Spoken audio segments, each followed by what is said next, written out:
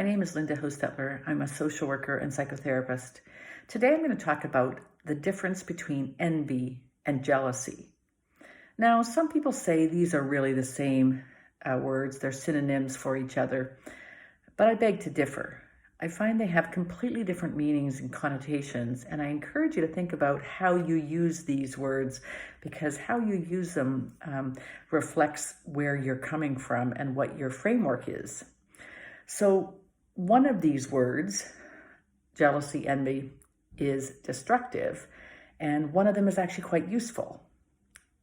I'm going to make a case for saying that jealousy is a destructive word, but envy is really a useful word, and I hope you use it and recognize where it is in your life.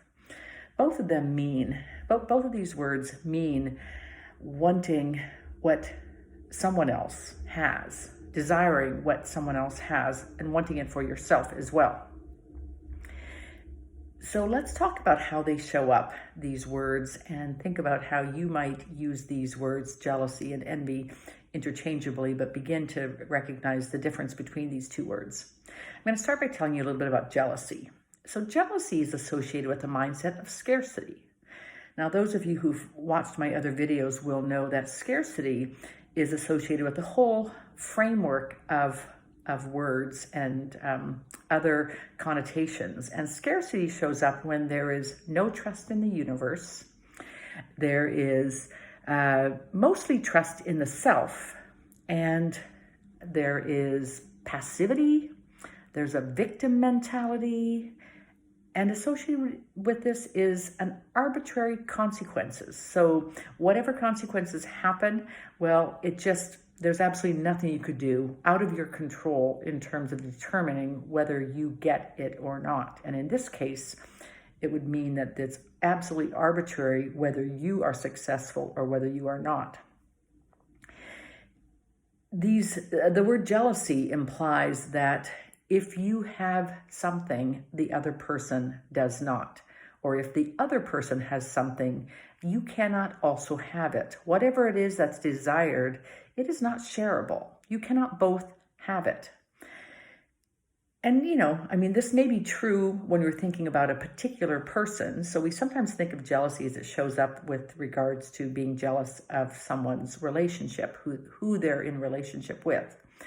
But most things that we desire and want are not limited to a single person. And if the other person has something, you can have it too. It's really not fun to be around someone who is jealous.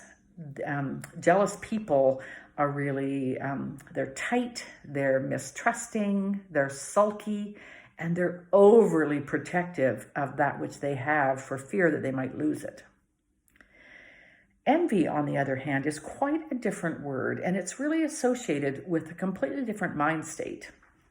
It's associated with the mindset around abundance. And again, if you know abundance, as I teach it, is also associated with trust in the universe, where you're trusting not in the universe as a whole, but trusting that you can find a universe, you can find a collection of people around you that are good, that are helpful, and that will also make you successful, and that you can give and receive from this community. Envy is also associated with being with, a person who experiences abundance. Sorry, not envy, but a person who experiences abundance will also be a person with agency or volition. They are very active, and they're consciously moving in particular directions and getting things that are good and knowing what they desire and moving towards those things. They believe that consequences are fair and equitable, and they are fitting. So if one makes an effort towards something or someone, one expects goodness.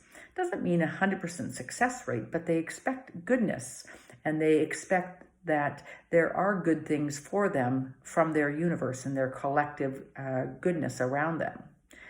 Now, it's not possible, to have what someone else wants in all cases, but there are a lot of situations where things are not are shareable. Things like success or happiness. Those are not things that are only givable to one person. So multiple people can have success or happiness. When you see what you want and something is ignited within you, it shows you clearly what you want. And that is a real gift. It's really incredible to be able to feel and experience the desire and knowing what it is that you want. You may say, well, it's not surprising. I knew what I wanted already, but there is something about feeling it, really like dropping into the experience of envy and experiencing, desiring what someone has. And this really increases your motivation to take steps towards getting that for yourself as well. And, in some ways you might say you want to thank the person that you are envious of, because by seeing what they have, you recognize what you want in yourself as well. So it's a bit of a gift from the person who has something to be able to see what they have and to experience that in yourself as well.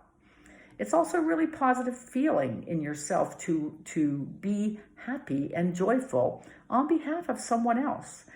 Even if there's no direct link to you and you don't actually benefit from their happiness or their success, it's a really wonderful feeling to be around someone who wants something, gets something, and then you get to see that and desire it as well. And that's actually a positive feeling if you come from the framework of abundance, where you imagine it is not just possible for that person, but it's also possible for yourself. And ultimately, you can enjoy being with people who are happy, who are successful, and you can share in their happiness and success and know that this time this thing was their success, but next time you may have the happiness or the success yourself as well. So I encourage you to look for where in your universe you have envy, where you see what you desire, and see whether it does indeed motivate you to work towards that, and to look for ways to take steps and take action towards achieving your own success and your own happiness as well.